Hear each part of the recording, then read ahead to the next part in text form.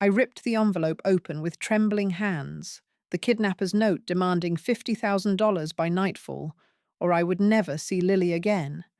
My granddaughter was taken from her own backyard while I was inside making lemonade, and now I was stuffing cash into a duffel bag, my heart pounding against my ribs. The instructions were clear. No police. Come alone to the abandoned railyard at 9 p.m. Every bill in that bag represented years of scrimping, but Lily's safety was all that mattered. I kept seeing her small face, the way she laughed when I pushed her on the swing, and the guilt ate at me for not watching her closer. The phone rang again, that same robotic voice warning me not to deviate. I noticed a faint sound in the background, like dice rattling on a table, but I pushed the thought away. As I zipped the bag shut, I decided to head out 2 hours early, hoping to scout the area unnoticed. But when I pulled into the rail yard, a shadow moved near the tracks, and I realized I wasn't alone. The duffel bag felt heavy as lead in my passenger seat as I drove toward the rail yard, my knuckles white on the steering wheel. I just wanted to exchange the money for Lily and get us both home safe. I had withdrawn every cent from my retirement fund, knowing it might leave me destitute. But her life was worth any price. The kidnapper had called once more, his voice still distorted, but he added a new demand. I had to leave the money and drive away before he would release her. I parked a block away and approached on foot, the gravel crunching under my shoes. Suddenly, a car engine roared to life nearby and headlights flashed, blinding me. I ducked behind a rusted boxcar, my breath catching. Peeking out, I saw a figure toss something into the weeds, a child's hair clip, Lily's favorite one. My blood ran cold as I picked it up, and I knew this was more personal than I thought. Crouched in the dark, I clutched Lily's hair clip, the plastic cool against my palm. I needed to find where they were holding her before completing the drop. If I failed, I would lose her forever, and I felt every one of my 68 years in the ache of my joints. The kidnapper was pushing harder. A text buzzed my phone, threatening to harm Lily if I didn't proceed as instructed. I crept along the tracks, using the boxcars for cover, when I heard voices from a nearby shed. One was the robotic tone from the calls, but the other, it sounded familiar, like my son Ben's laugh when he was nervous. I froze, my mind reeling. Edging closer, I saw a glint of light from a cracked door, and inside, a man was counting money on a table.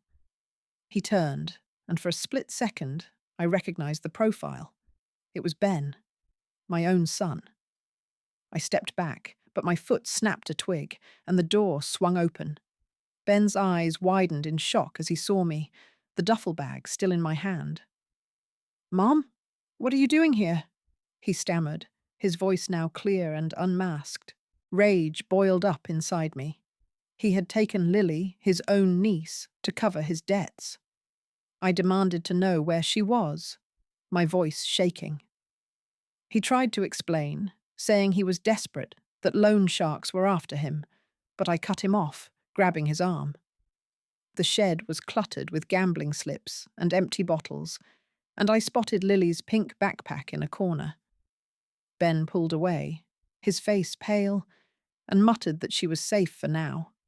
But if I didn't leave the money, they'd hurt her. I shoved the bag at him, my hands trembling, and he snatched it, then pointed a finger at me. "Forget you saw me, or she pays the price," he hissed.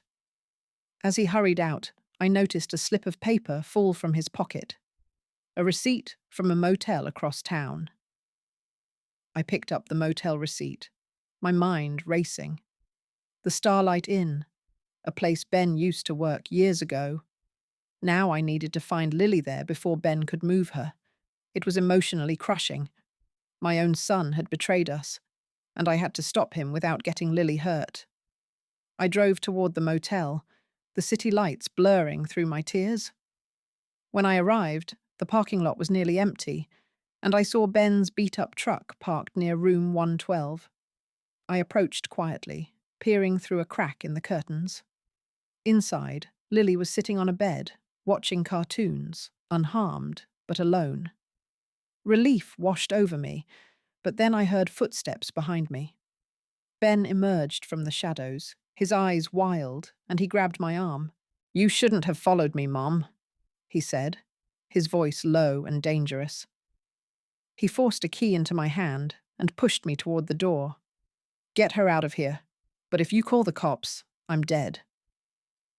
As I stumbled into the room, I heard tires screeching outside, and through the window I saw two men in a black car pull in, their faces hard and angry. I slammed the motel room door shut, locking it as the headlights from the black car swept across the window. Lily whimpered behind me, clutching my leg, and I knew we had seconds to get out before those men found us. I needed to flee this room and find somewhere safe, but every instinct screamed that Ben had set a trap. If I failed, I would lose Lily forever, and my heart ached with the weight of his betrayal. Outside, car doors slammed, and heavy footsteps approached the door. I grabbed Lily's hand, pulling her toward the bathroom, where a small window offered a possible escape. As I fumbled with the latch, a voice shouted from outside. It was Ben, arguing with the men, buying us time. I pushed the window open, its frame groaning in protest, and helped Lily climb through. Just as I followed, I heard a gunshot ring out, followed by silence. Peering back, I saw Ben slump against the door, blood staining his shirt, and one of the men kicked him aside before storming into the room. We dropped into the alley, but as I pulled Lily toward my car, the headlights of the black car swung around the corner, pinning us in their glare. We sprinted down the alley, my car just feet away, but the black car accelerated toward us. I needed to reach the vehicle and drive to the police station, no matter the risk of Ben's warning. If I failed, those men would take Lily, and I'd be left with nothing but regret. The engine roared behind us, and one of the men leaned out the window, shouting threats. I shoved Lily into the passenger seat, my keys shaking as I started the ignition. We peeled onto the street, but the black car stayed on our tail, swerving through traffic. At a red light, I spotted a police cruiser idling nearby, and I considered flashing my lights. But then I remembered Ben's desperate plea. Calling the cops might get him killed.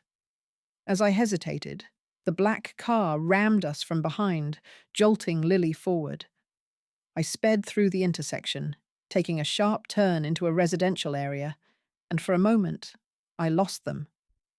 But when I checked the rearview mirror, the black car had vanished, and my phone buzzed with an unknown number.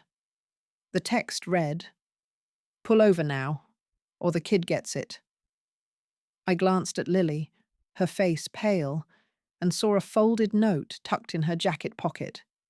It was a map with an address circled in Ben's handwriting. I pulled into a dimly lit parking garage, the map burning a hole in my mind. That address was our old family cabin, a place Ben loved as a boy, and now I had to go there to uncover the truth.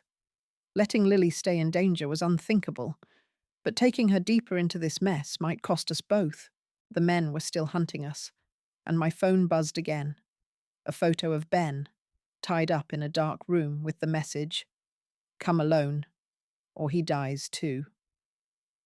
I studied the map, noticing a scrawled number beside the address, like a combination code.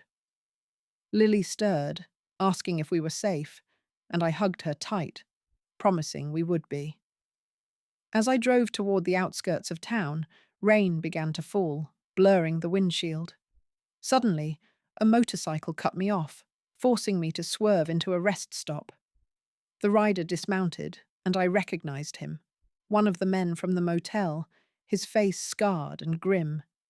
He approached my window, tapping the glass with a gun barrel. "Hand over the girl and no one gets hurt," he said, his voice cold. I rolled down the window slightly, my hand gripping the steering wheel, and lied that Lily wasn't with me. He smirked, pointing to the back seat where she hid under a blanket, and said, "Then what's that moving?" I slammed the accelerator, but he jumped aside, and as I sped away, I heard him shout into a radio, "She's heading to the cabin. Set the trap." The cabin loomed ahead, shrouded in pine trees, and I parked a mile away to approach on foot. I needed to find out why Ben sent us here, and if he had a way out of this nightmare. Leaving Lily hidden in the car with instructions to lock the doors felt like abandoning her, but bringing her along risked walking into an ambush. The rain had eased, but the woods were slick with mud, and every crack of a twig made me jump. As I crept closer, I saw a light inside the cabin and heard voices. Ben's, strained and pleading, and another man's, deep and angry. Peering through a window, I saw Ben tied to a chair, his face bruised, while a tall man in a suit paced, demanding the rest of the money. Ben glanced toward the window, our eyes met, and he gave a slight shake of his head, warning me away. I ducked down, my mind racing, when I noticed a loose floorboard near the porch, the same one where we used to hide spare keys. I pried it open and found a small box inside, filled with gambling IOUs and a handwritten list of names, including the man in the suit. As I stuffed it into my pocket, a hand clamped over my mouth, and the scarred man from the rest stop hissed in my ear. "Thought you could sneak up on us." He dragged me toward the cabin, but I elbowed him hard, breaking free, and ran into the trees. Behind me, gunshots echoed, and I heard Ben scream, "Mum! Run!" I didn't look back, but as I reached the car, I found the doors wide open and Lily gone. I stood frozen, the car empty, Lily's absence a physical blow. I had to find her now, before those men used her as leverage, and if I made any mistake, I would lose my granddaughter forever. The woods were silent, except for the distant hum of an engine, and I realized the black car was gone. They had taken her. My phone vibrated. A video showing Lily in a dark room, crying, with a message. "Bring the box to the old mill in 1 hour, or you'll never see her again." I clutched the box of IOUs, knowing it held the key to their operation, but handing it over might not save her. Driving toward the mill, my thoughts churned with rage and guilt. Ben's betrayal, my failure to protect Lily. As I approached the deserted mill, its windows boarded up, I saw the black car parked outside. I stepped out, the box in hand, and called out that I had what they wanted. The scarred man emerged, holding Lily by the arm, her small frame trembling. He demanded the box, and I tossed it toward him. But as he bent to pick it up, a police siren wailed in the distance. He snarled, shoving Lily toward me, and fled inside the mill. I rushed to her, hugging her tight. But then I noticed Ben stumbling out of the mill's shadows, his hands bound, and he whispered, "They've got a bomb in there. Run." I grabbed Lily's hand, and we sprinted for the car. But as I glanced back, the mill's doors burst open, and the man in the suit stood there, aiming a remote detonator right at us. I shoved Lily to the ground behind the car as the mill exploded, the force throwing us backward into the dirt. Shrapnel whizzed past, embedding in the trees around us, and the heat seared my skin. I needed to get Lily away from here and find Ben in the chaos, but if I moved too soon, we could be spotted by the men or caught in secondary blasts. The scarred man emerged from the smoke, clutching his arm, his eyes locking on us with murderous intent. He staggered forward, pulling a knife from his belt, and I pushed Lily deeper into the underbrush. Just then, Ben stumbled out of the wreckage, his clothes torn and bloody, and he tackled the scarred man, shouting for us to run. They grappled on the ground, and I grabbed Lily's hand, pulling her toward the woods. But as we fled, Police sirens blared, and cars skidded to a halt nearby. Officers swarmed the area, and one aimed his weapon at Ben, yelling for him to stand down. Ben froze, hands raised, and the scarred man used the distraction to slip away into the trees. An officer approached me, his voice calm but firm, and I tried to explain everything, my words tumbling out in a rush. He found the box of IOUs in my jacket, and his face paled as he flipped through the papers. He leaned close, whispering that this implicated powerful people, and we weren't safe even with the police. As he led us to a squad car, I glanced back and saw the man in the suit standing at the edge of the woods, unscathed, his cold smile etched in the fading light. He raised a phone to his ear, and I knew he was calling in reinforcements. Inside the police car, Lily trembled against me, her small hands gripping my arm. I needed to convince the officers to protect us without revealing too much, fearing Ben's warning about corruption. If I failed, we might be handed over to the very people hunting us. The drive to the station was tense, the officer beside us silent, his eyes darting to the rearview mirror. When we arrived, they separated us for questioning, and I insisted on staying with Lily, but a detective led me to a small room alone. He asked about Ben, the money, and the IOUs, his tone suggesting he knew more than he let on. I mentioned the man in the suit, and he stiffened, then changed the subject abruptly. After an hour, they returned Lily to me, but as we waited in a holding area, I overheard two officers arguing in the hallway. One said, "He's connected to the commissioner. We can't touch him." My blood ran cold, and I knew we had to leave. I pretended to need the bathroom, taking Lily with me, and found a back exit near the lockers. As we slipped outside into the cool night air, a patrol car pulled up, and the officer from earlier stepped out, his expression grim. He motioned for us to come quietly, but then I saw the man in the suit sitting in the passenger seat, and I realized the police were compromised. I pulled Lily into a run, ducking between buildings, but a shot rang out, and a bullet whizzed past my head, embedding in the brick wall beside us. We hid in a narrow alley, my heart pounding as footsteps echoed nearby. I needed to find a safe place to regroup and use the information from the IOUs to expose the corruption. Losing Lily now would destroy me, and the cold reality of Ben's betrayal made every breath ache. The alley opened onto a busy street, and I flagged down a taxi, ushering Lily inside. I gave a random address across town, hoping to throw them off our trail. In the taxi, I unfolded the IOUs, studying the names. One stood out, a city councilman I recognized from news reports. Lily dozed against my shoulder, exhausted, and I felt a surge of determination. We got out at a diner, and I used a payphone to call an old friend, Martha, who lived in a quiet suburb. She agreed to let us stay the night, no questions asked. As we waited for her to pick us up, I bought Lily a hot chocolate, her first moment of calm in days. But when Martha's car arrived, it wasn't her behind the wheel. It was the scarred man, his face twisted in a smirk.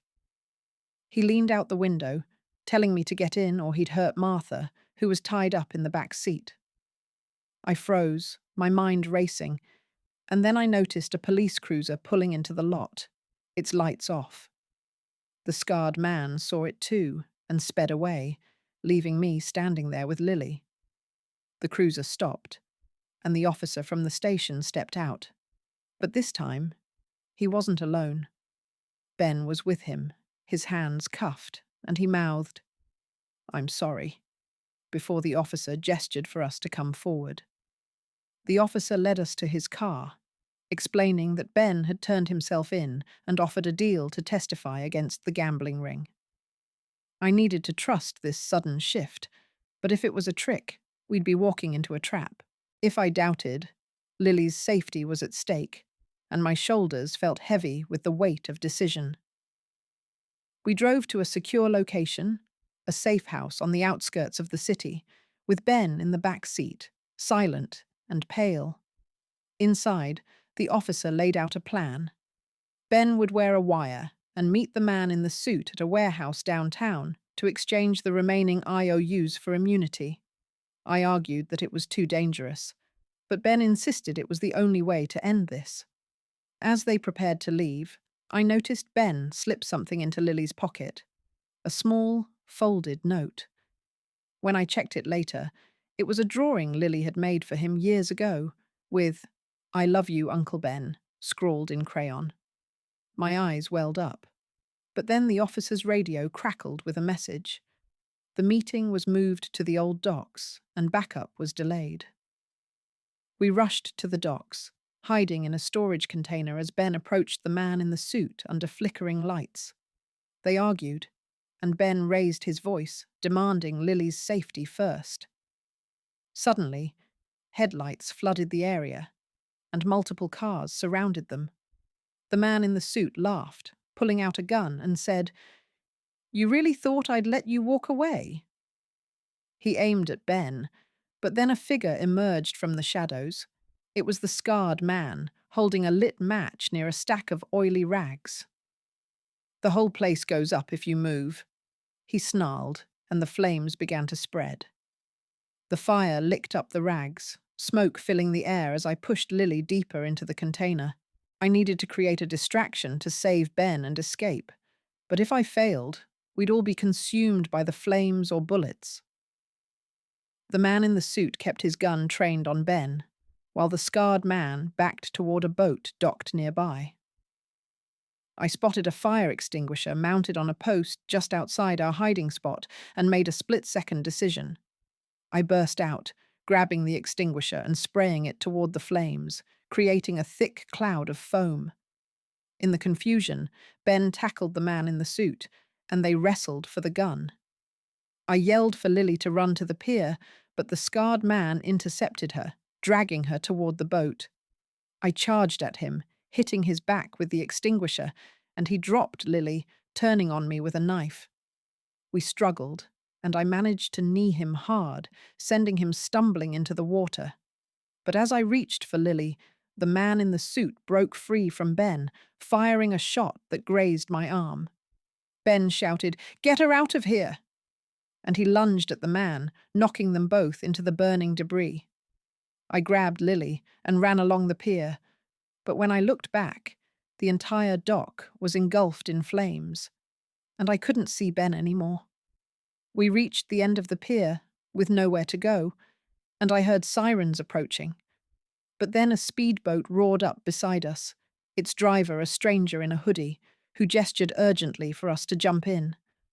I grabbed Lily and leaped into the speedboat, the engine roaring as we sped away from the burning docks, the heat searing our backs. The hooded driver didn't speak, his focus on navigating the dark waterways, and I clung to Lily, my mind racing about who he was and why he helped us. I needed to ensure we reached a safe place and uncover his motives, but trusting a stranger felt like gambling with our lives. The boat cut through the water, leaving the orange glow of the fire behind, and I scanned the shadows for pursuers. Suddenly, the driver pulled back his hood, revealing a young face I recognized. It was Jake, Ben's old friend from his construction days, who'd always been loyal. He shouted over the engine that Ben had called him hours ago, begging him to watch the docks and extract us if things went wrong. Relief washed over me, but then a spotlight swept across the water from a police boat, and voices ordered us to stop. Jake cursed, gunning the engine toward a narrow inlet, but the boat clipped a submerged log, jolting us violently. As we swerved, Lily lost her balance, and I barely caught her before she tumbled overboard. Jake wrestled the controls, and we slipped into a hidden channel, but the police boat followed, its siren wailing. He glanced at me, his eyes wide, and said, "They're not letting go. Ben's in deep, and they think you have evidence." Just then, my phone buzzed with a text from an unknown number. "Stop running, or Ben dies tonight." I looked at Jake, and he nodded toward the shore where a figure stood silhouetted against the trees. The man in the suit, holding a phone to his ear. We beached the speedboat in a muddy cove, Jake helping us scramble onto land as the police boat's lights probed the water behind us. I needed to find a way to use the IOUs to save Ben and end this, but every move risked Lily's safety, and the weight of his possible death crushed me. Jake led us through thick underbrush to a secluded cabin he owned, its windows boarded and air stale inside. He explained that Ben had hidden copies of the gambling records here, fearing a double cross. And now we had to decide whether to hand them over or go to the media. Lily curled up on a dusty couch, exhausted, and I covered her with my jacket, my heart aching at her innocence. As Jake searched for the documents, I noticed a photo on the wall. Ben and Jake laughing at a fishing trip years ago, a reminder of better times. Suddenly, headlights cut through the trees outside and engines rumbled nearby.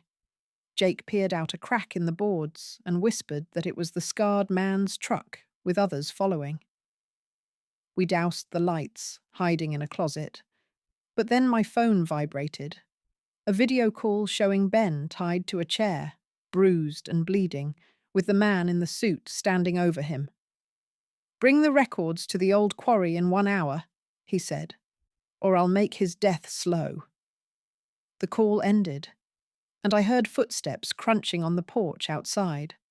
Jake gripped my arm, pointing to a back window. But as we moved, the door splintered open, and the scarred man stepped in, a smirk on his face. "Thought you could hide," he said, aiming a gun at us. Just then, a crash came from the side of the cabin, and Ben's voice shouted, "Run, Mom!" followed by the sound of a struggle. We burst out the back window, Lily in my arms, as gunshots echoed inside the cabin. I needed to reach the quarry to save Ben, but if I walked into another trap, I'd lose everything. Jake followed, bleeding from a cut on his forehead, and we dove into the woods, the sounds of pursuit close behind. The night was cold, and branches scratched our faces as we ran, Lily sobbing softly against my shoulder. I remembered the quarry from years ago, a desolate place where Ben and his friends used to play, now a likely site for an ambush. Jake handed me a flash drive from his pocket, saying it held digital copies of the records, and urged me to go to the press if anything happened to him. We reached an old logging road, and a beat-up sedan sat there, keys in the ignition, Jake's backup plan. As we piled in, I saw headlights approaching fast from the direction of the cabin. Jake drove recklessly, swerving to avoid potholes, and when we finally had a moment, I plugged the flash drive into my phone. The files loaded, revealing not just gambling debts, but names of high-ranking officials involved in a money laundering scheme. My hands shook as I scrolled, and then a message popped up from an encrypted source. "I'm alive. Don't trust anyone. Police are compromised. Meet me at the quarry alone." It was from Ben's number, but the wording felt off. As we neared the quarry, Jake slowed the car, and I spotted figures moving in the shadows below. He turned to me, his expression grim, and said, "I have to tell you something. Ben didn't send that text. I did, to lure them out." Before I could react, he slammed the brakes, and the car skidded to a halt at the edge of the quarry, its headlights illuminating Ben standing below, hands raised, surrounded by armed men. One of them stepped forward. It was the police officer from the station, his badge glinting in the light. I shoved the flash drive into my pocket, my mind reeling from Jake's betrayal. I needed to confront this and find a way to save Ben without handing over the evidence. But if I failed, Lily would witness something no child should see. The officer called out, demanding the records in exchange for Ben's life, his voice echoing in the quarry's vast emptiness. Jake got out of the car, raising his hands, and walked toward them, but I stayed put, clutching Lily close. Ben met my eyes from across the distance, and he shook his head slightly, a silent plea for me to leave. Suddenly, sirens wailed in the distance, and multiple police cars sped into the quarry, surrounding the group. For a moment, I felt hope. But then the officer laughed, waving them off. They were his men, all part of the corruption. He gestured for me to come down, and I had no choice but to step out, Lily clinging to my leg. As I descended the rocky slope, I noticed a van parked nearby with its doors open, and inside I saw stacks of cash and gambling equipment. The man in the suit emerged from the shadows, clapping slowly, and said, "You've been a nuisance, but it ends now." He snatched the flash drive from my hand, but then Ben shouted, "Check your phone, Mom!" I fumbled for it and saw a live stream notification. Jake had activated a hidden camera on the flash drive, broadcasting everything online. The officer's face paled, and chaos erupted as his men turned on each other, unsure what to do. In the confusion, Ben broke free, tackling the man in the suit, and they rolled toward the quarry's edge. I grabbed Lily and ran for the car, but a shot rang out, and Ben cried out in pain. I glanced back and saw him slump to the ground, blood spreading across his chest as the man in the suit stood over him, aiming his gun at us. I revved the car engine, swerving away from the quarry as bullets pinged off the metal. Lily screamed, and I pushed her down, driving blindly into the night, my only thought to get her to safety. I needed to reach a public place where we could expose the broadcast and get help for Ben. But if he was dead, I'd carry that guilt forever. The road twisted through dark forests, and I spotted a gas station ahead, its lights a beacon. I pulled in, parking behind the building, and checked my phone. The live stream had thousands of views, and comments flooded in about police corruption. My hands trembled as I called 911, reporting the incident at the quarry, but the dispatcher's voice sounded familiar, and I hung up, fearing another trap. Lily whimpered, asking if Ben was okay, and I hugged her, unable to answer. Suddenly, a news van pulled into the station, and a reporter jumped out, speaking into a camera about breaking news of a scandal. I approached her, showing the live stream footage, and her eyes widened. She recognized the officials involved. She promised to get us to a secure location, but as we walked to her van, a black sedan screeched to a halt, and the scarred man leapt out, a knife in his hand. He lunged at me, but the reporter's crew intervened, tackling him to the ground. In the struggle, his phone fell out, and I picked it up. It showed a text chain with the man in the suit, detailing plans to silence us permanently. The police arrived then, but these were state troopers, not local, and they secured the scene. One trooper approached, assuring me we were safe, and I handed over the phone as evidence. But as they led the scarred man away, he glared at me and mouthed, "It's not over." Then my phone buzzed, a message from Ben's number. "I'm at the hospital. Come quick." Relief surged through me, but when I called the number, a stranger answered, saying they found the phone in the quarry, and Ben wasn't there. I shoved the phone into my pocket, my heart pounding as the stranger's words echoed. Ben wasn't at the hospital. Lily clung to my side, her small body trembling, and I knew we had to move. The reporter, Sarah, urged us into her van, promising safety, but I distrusted every offer now. I needed to find Ben and confirm he was alive, even if it meant walking into a trap. Leaving him behind felt like betraying the son I still loved, despite his mistakes. As we drove, Sarah updated her crew on the live stream's impact, but a dark sedan tailed us, its windows tinted and menacing. She accelerated, swerving onto a highway ramp, when her phone buzzed with a call from her producer. The video had triggered FBI involvement.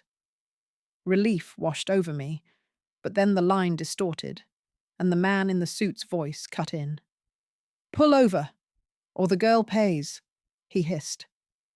Sarah slammed the brakes, and the sedan rear-ended us, jolting the van into a spin. We crashed against a barrier, metal screeching, and my head hit the window.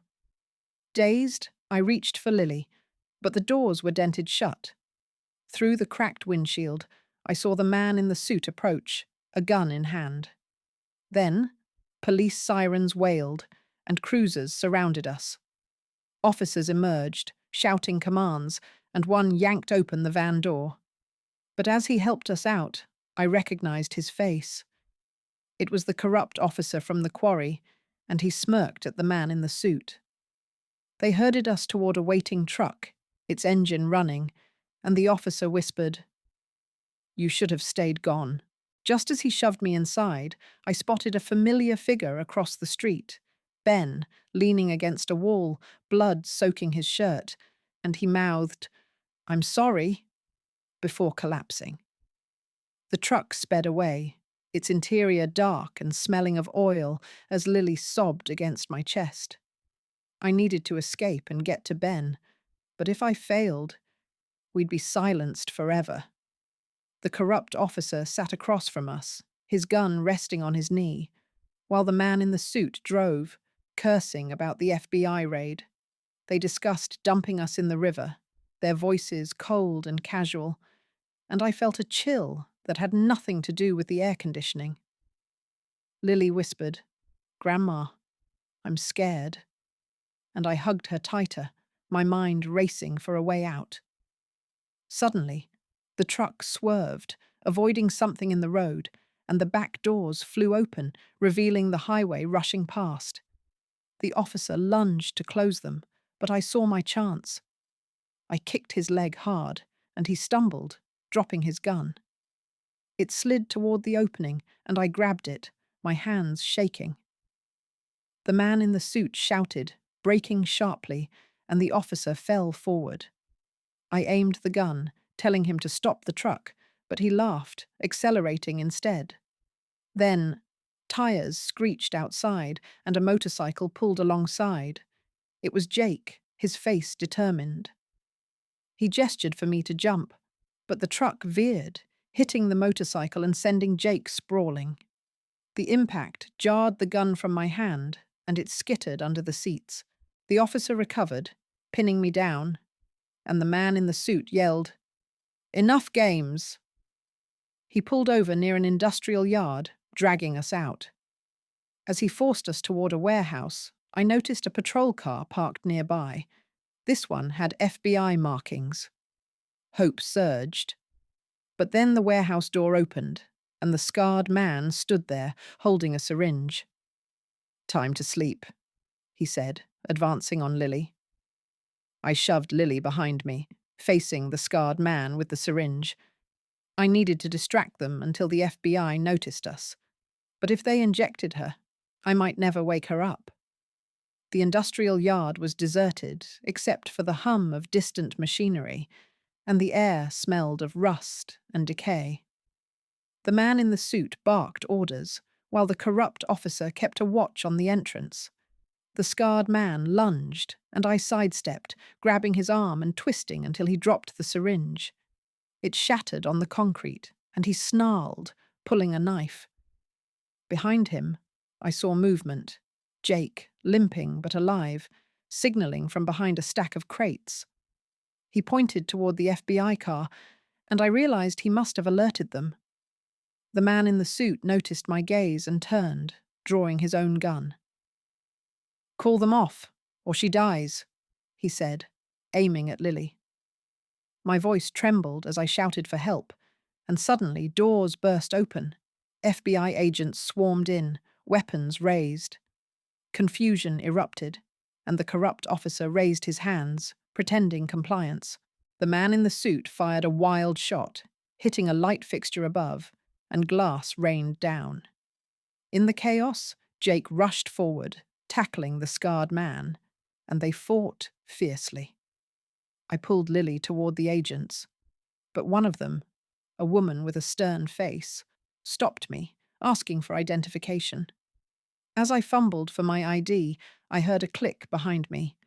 The man in the suit had Lily in a headlock, his gun to her temple.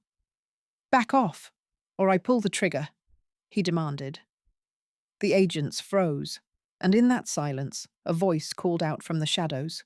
Ben, leaning on a crutch, his face pale. "Let her go, Dad," he said, and the man in the suit stiffened, his eyes widening in shock. The man in the suit, Ben's father, my ex-husband, glared at Ben, his grip tightening on Lily. I stood frozen, the revelation hitting me like a physical blow. I needed to use this moment to free Lily, but if I provoked him, he might hurt her. The FBI agents hesitated, their weapons trained on him, while Ben limped closer, his voice cracking. "You used me, Dad," Ben said, "and I won't let you hurt them." The full impact of his betrayal washed over me, years of silence, of him hiding this monster. The scarred man struggled against Jake, but agents subdued him, cuffing him roughly. My ex-husband laughed, a bitter sound. "You always were weak, Ben," he spat, adjusting his hold on Lily. She cried softly, and I took a step forward, my hands raised. "Please, Tom," I said, using his name for the first time in decades. "She's your granddaughter." His expression faltered for a second, and Ben seized the chance, lunging despite his injury. He knocked the gun aside, and it discharged into the ceiling. Lily broke free, running to me, and agents surged forward, tackling Tom to the ground. He fought, cursing, but they restrained him. Ben collapsed, clutching his side, and I rushed to him, holding Lily close. An EMT team arrived, tending to Ben, and he whispered, "I'm so sorry, Mum." As they loaded him into an ambulance, an FBI agent approached me, confirming Tom was the ringleader of the gambling operation. She handed me a card, promising protection. But then my phone buzzed. A message from an unknown number. "He's not the only one. Watch your back." I looked around, and among the agents, one met my gaze a second too long, then turned away quickly. We were taken to a secure FBI safe house, a bland apartment with barred windows and constant surveillance.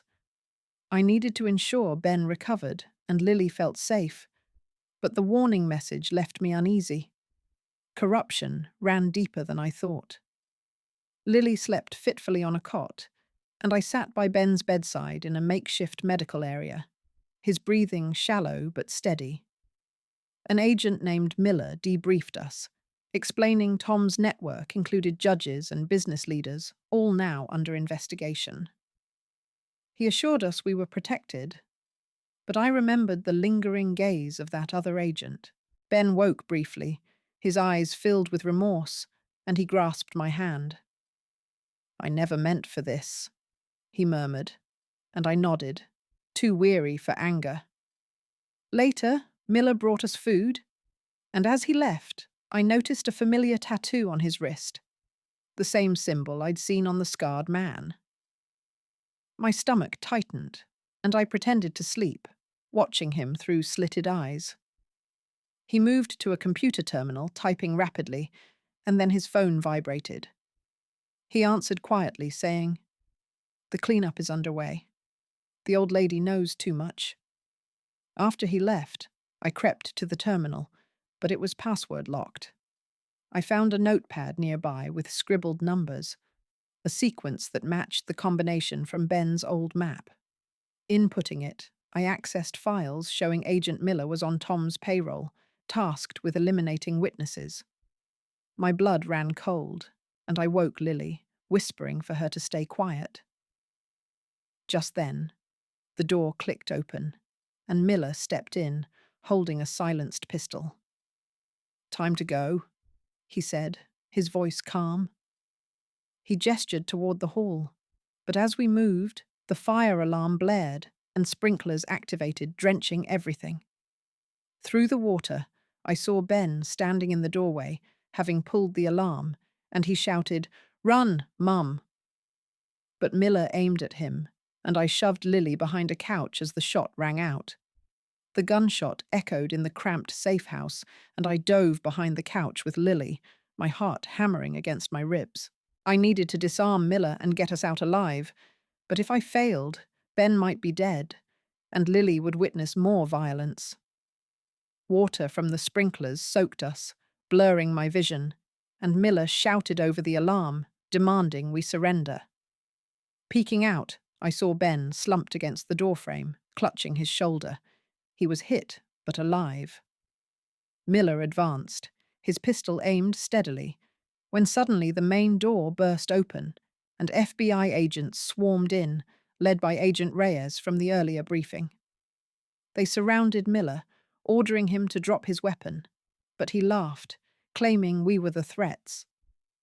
In the confusion, I spotted Jake crawling through a ventilation shaft above, his face determined. He dropped down behind Miller, tackling him to the wet floor.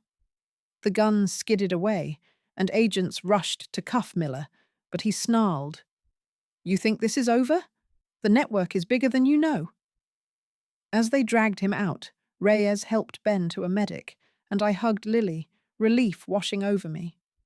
But then Reyes's radio crackled with a report. Tom had escaped custody during the transfer, and he was last seen heading toward our neighborhood. My blood ran cold. He knew where we lived, and he'd go for the emergency cash I kept hidden.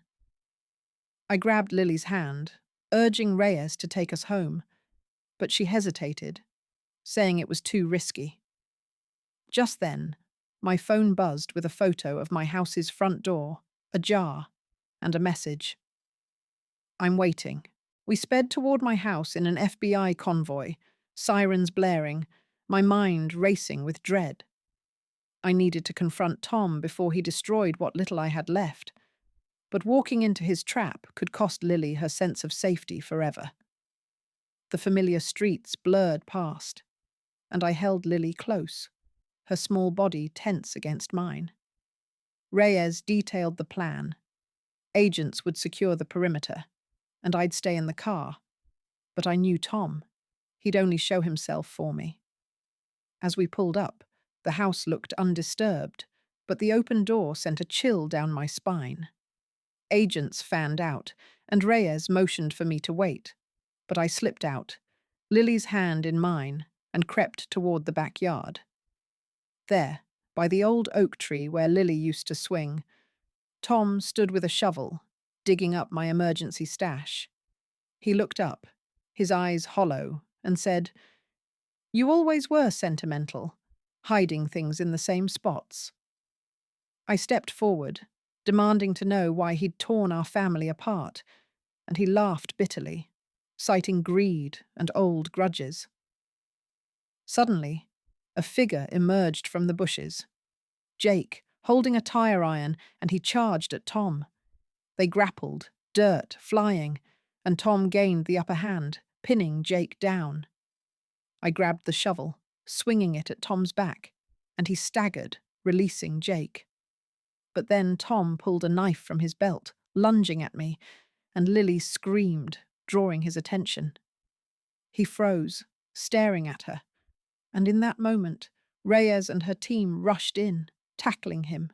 As they cuffed him, Tom spat. "This isn't the end." And I noticed a burn on his wrist, a symbol matching Miller's tattoo. Reyes confirmed it was a mark from their organization, but then her phone rang, and her face paled. She turned to me, saying, "We have a problem. Ben's gone missing from the hospital." Back at the FBI field office, I paced, Lily asleep on a cot nearby. I needed to find Ben and ensure he was safe, but if he'd been taken, it meant the corruption reached deeper than we thought. Reyes reviewed security footage from the hospital, showing Ben leaving with a man in a doctor's coat, someone we couldn't identify. My hands shook as I recalled Ben's remorseful eyes and the weight of his mistakes pressed down on me. Jake joined us, his arm bandaged, and he suggested checking Ben's old hangouts. But I knew my son better. He'd go to the place he felt safest. I remembered the tree house he built as a teen, hidden in the woods behind our house, and we drove there immediately. The woods were dark and quiet, and as we approached, I saw a faint light from the treehouse. Climbing up, I found Ben huddled inside, pale and shivering, an IV drip attached to his arm. He explained he'd fled the hospital after overhearing nurses paid off by Tom's men, and he'd come here to hide and leave a message for me. He handed me a crumpled note with names of high-level accomplices, including a senator. Just as I read it, headlights cut through the trees below, and voices shouted. It was a news van, tipped off about the scandal. Reporters swarmed, and Reyes tried to hold them back. But in the chaos, a shot rang out from the trees, and a bullet whizzed past my head. I pulled Ben down, covering him, and saw a sniper perched on a distant ridge. Reyes ordered evacuation, but as we descended, the sniper fired again, hitting the treehouse ladder, and we were trapped above, with the reporter's camera broadcasting live.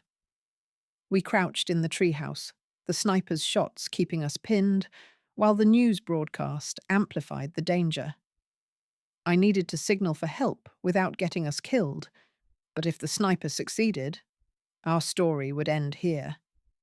Ben's IV bag was nearly empty, and he groaned in pain, while Lily trembled beside me. Jake, on the ground, tossed a rope up, but the sniper targeted him, forcing him to take cover. I peered through a crack in the wood, spotting the sniper's position, a hunting stand on adjacent property. Remembering my late husband's lessons, I used a mirror from my purse to flash signals toward the road, hoping to catch the FBI's attention. It worked. Reyes saw it and directed a drone to scout the area. Within minutes, the drone identified the sniper, and a SWAT team moved in.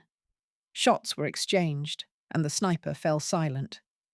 As agents secured the scene, they helped us down, and Ben was rushed to a secure medical facility. Reyes debriefed us, confirming the senator was arrested based on Ben's list, and the network was crumbling. Back at the field office, I hugged Lily, feeling a sliver of hope, but then a lawyer approached, handing me divorce papers from Tom. He was suing for custody of Lily, citing my instability. The papers were dated before all this began, and I realized he'd planned this for years. My legs felt weak, and I sank into a chair, the legal battle looming like a new threat. As I scanned the documents, I noticed a clause about Lily's trust fund. Tom had accessed it, and the money was gone. The lawyer shrugged, saying, "It's a civil matter now," and walked away, leaving me with the hollow truth that Tom had stolen from his own granddaughter. The morning sun filtered through the curtains of our temporary apartment, Lily asleep in her bed, her breathing even and calm. I sat at the kitchen table, the divorce papers stacked neatly, and I knew I had to let go of the fight and focus on rebuilding. The FBI had ensured Tom would face decades in prison, and the custody suit was dismissed, but the emotional toll lingered. Ben was in a rehabilitation program, his guilt slowly easing with therapy, and he'd started writing letters to Lily, promising to be better. I spent days sorting through old photos, burning the ones of Tom, and planting a garden on the balcony with Lily, marigolds and tomatoes, things that grew with patience. We visited Ben on weekends, and he'd read stories to Lily, his voice steady again.